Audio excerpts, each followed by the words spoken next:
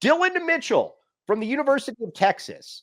Now, he is one of the better players in the transfer portal, uber athletic kid, one of the best athletes, a defender, but people will not like him because he is not a space the floor guy, Jason Scheer. I like Dillon Mitchell. I prefer Townsend, but if Arizona wants Dillon Mitchell, I want Dillon Mitchell. Wait, you prefer him over Townsend? Oh, I just said I prefer Townsend. Oh, yeah. A couple things. They are not that far on Dillon Mitchell at all. It is in the infant stages. Townsend is the priority and will be the priority until he indicates he's not coming to Arizona, which it could happen next week. I actually think he'll probably decide next week when he's done with the visits. It's interesting. Mitchell is a 0 on offense. He does nothing on offense. He's not skilled. His scoring is because he stands around the basket and gets it off boards or dunks off passes. He will not shoot. Townsend is better offensively. I'm not a big Mitchell guy at all. I'm actually not that high on Townsend either. But when you compare the two, I'm taking Townsend every day.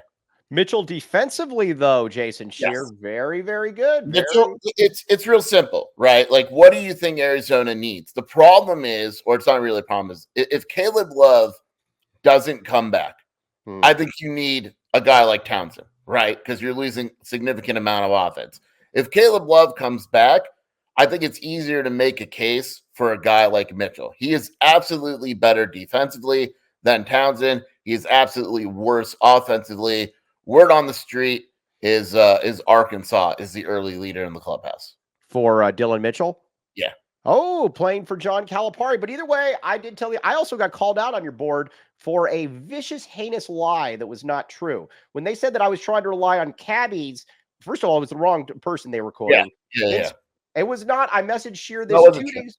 I messaged Scheer this 2 days earlier, and I said Arizona is recruiting Dillon Mitchell. But again, people will not like Dillon Mitchell because he is not a space the floor folk or whatever. By the way, I have a very, very good take, and I posted this on your board, and I'm going to run with this. I thought that this was a very good point by me, and it's for the spacing the crowd folks. Let me find this here. This is very good radio, and we have Toe Tree lined up. He will be joining us in a second. He's getting his hair fixed at the moment. But let's see here. First, I got to find this. Hold on. This is a good point by me, and I'm going to quote good points by me all the time. But now, where is this? Okay. All right. Here's where I'm at on shooters, and this is going to be where I am at when it comes to shooting. All right. Now, this is in response to a person on the board. And I said, you mentioned that earlier. All too often, opposing teams packed in the paint, daring Arizona to shoot. So is it just an off night for Arizona against Clemson? Because a similar shooting prowess abandoned Arizona in previous early NCAA tournaments. The Clemson game would have been a total outlier if this Arizona team was actually a good shooting team. Boswell was a 40% shooter, scared to shoot. Keyshawn was a 38% three-point shooter, left open for a reason. Pello was the only 43% shooter in history who would miss an open three, gather an offensive rebound, tap back, and pass up another wide open three. That made me very laugh.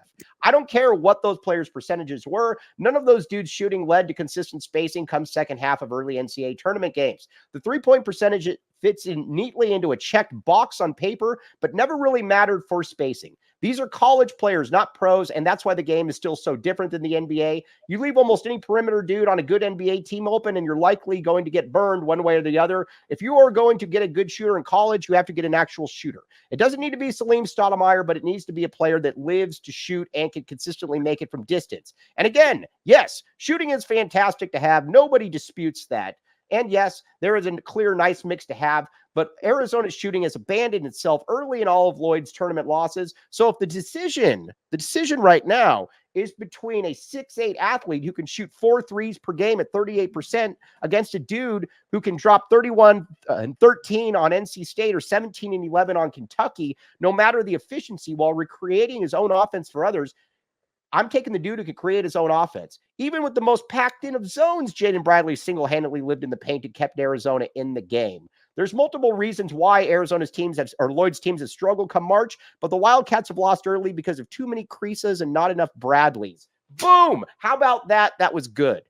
That's the most you've ever written on a post or a tweet in your entire life. That was good, but it was actually really good, though. Yeah, it was good. But we want Trey Townsend, though, because he can get his.